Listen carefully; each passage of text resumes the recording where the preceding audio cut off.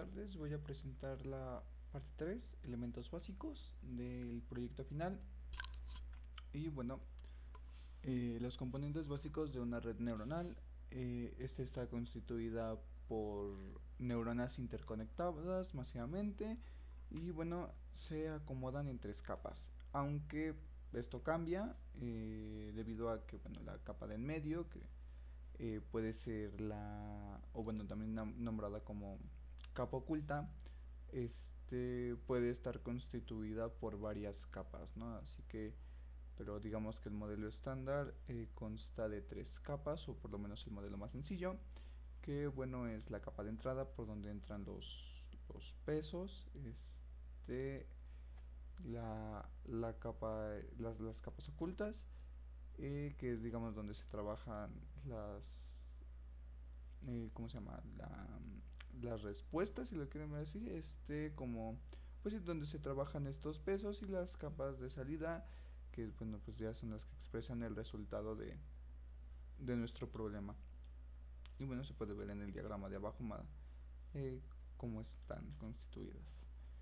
Antes de seguir explicando, es prudente mencionar la relación que hay con una neurona biológica, ya que pues bueno, a final de cuentas las redes neuronales se basan en el funcionamiento de nuestro cerebro, por ende pues, en el de una neurona.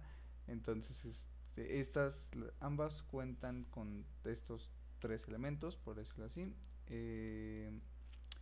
Y bueno, pues la manera en la que imita la red artificial a la biológica es la siguiente, ¿no? Las entradas en la biológica funcionan como las dendritas, que bueno, es la que inician con el proceso. La sinapsis, en este caso serán los pesos, que es lo que se introduce en las entradas, y el axón es lo que representa la salida. Recordemos que en el funcionamiento de una neurona biológica, el axón es, pues bueno, vaya, primero que nada es como que esta colita que tiene la neurona, y es la que después de ser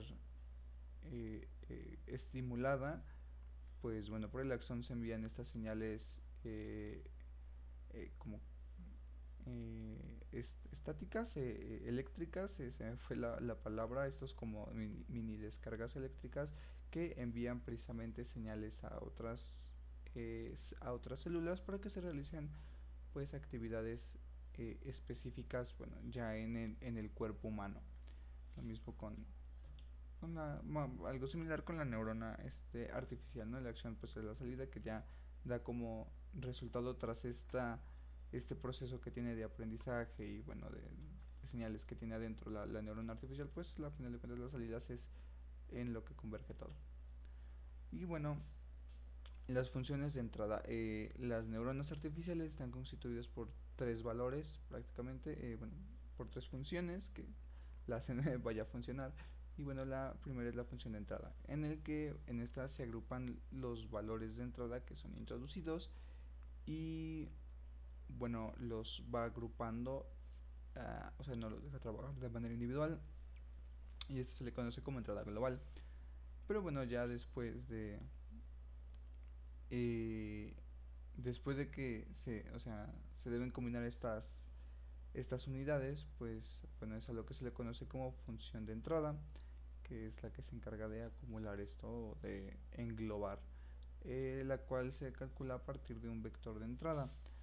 Los valores de entrada se multiplican por los pesos anteriormente ingresados a la neurona, ¿no? Y por consiguiente, los pesos que generalmente no están restringidos cambian la medida de influencia que tienen los valores de entrada. Dicho de otra manera, permiten que este valor de entrada tenga solamente una pequeña influencia si estos son lo suficientemente pequeños. Si es como funciona la función de entrada, una serie de operaciones matemáticas que bueno, que ayuda a que los tres valores sean procesados de manera correcta. Existen varios tipos, sin embargo los más comunes y los más sencillos son, o por lo menos los más utilizados son, la sumatoria de entradas pesadas, productoria de entradas pesadas y tres máximo de las entradas. Que bueno, pues a grandes rasgos, en la sumatoria de las entradas pesadas es la neurona multiplica es a la, bueno, los valores de entrada son multiplicados por sus correspondientes pesos y matemáticamente se ve así.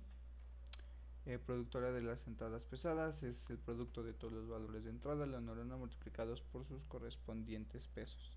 Matemáticamente se ven así. Y el máximo de las entradas pesadas solamente toma en consideración el valor de entrada más fuerte y que bueno, que es previamente multiplicado por su peso correspondiente.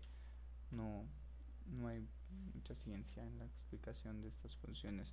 Después son las importantes, que son las funciones de activación. Bueno, las importantes por decirlo de una manera, ¿no? Que estas son, las neuronas artificiales tienen diferentes estados de activación. Algunas solo tienen dos, pero bueno, todos pueden tomar cualquier valor dentro de un conjunto determinado, y la función de activación calcula el estado de actividad de una neurona, transformando la entrada global en un valor de activación, cuyo rango va de 0 a 1 y del -1 al 1. Esto sí, porque la neurona se encuentra totalmente activa cuando va de 0 o de -1, está totalmente inactiva cuando está en 0 y -1, o está totalmente activa en 1. Y bueno, tipos de funciones de activación también hay bastantes. Sin embargo, las más comunes son la lineal, la sigmoidea y la tangente hiperbólica. Que bueno, la función lineal nos entrega el valor que obtenemos de la suma de las entradas en la neurona y se ve reflejada en la salida. Así es como se ve gráficamente una función lineal, y así es como se ve matemáticamente la función lineal. Después es la función sigmoidea, que bueno, los valores de la sumatoria de las entradas y se calculan dentro de esta función, ¿no? Y es lo que nos entrega. Que bueno, esta función, los valores de esta función están comprendidos dentro de un rango que va de 0 a 1, y bueno, al modificar el valor de g se ve afectada la pendiente de la función de activación. Esto es la función hiperbólica, que bueno, los valores de la salida de la función de tangente hiperbólica están comprendidos dentro de un rango que va del -1 al 1, y al modificar el valor g se ven afectadas la pendiente de función de la activación. Y bueno, en esta se evalúan los datos n o el dato n dentro de esta función, que así es como luce matemáticamente la operación, y así es como luce gráficamente. Y después tenemos las funciones de salida, que para finalizar este proceso la neurona tiene todo lo que se le conoce como función de salida, y el resultado de esta función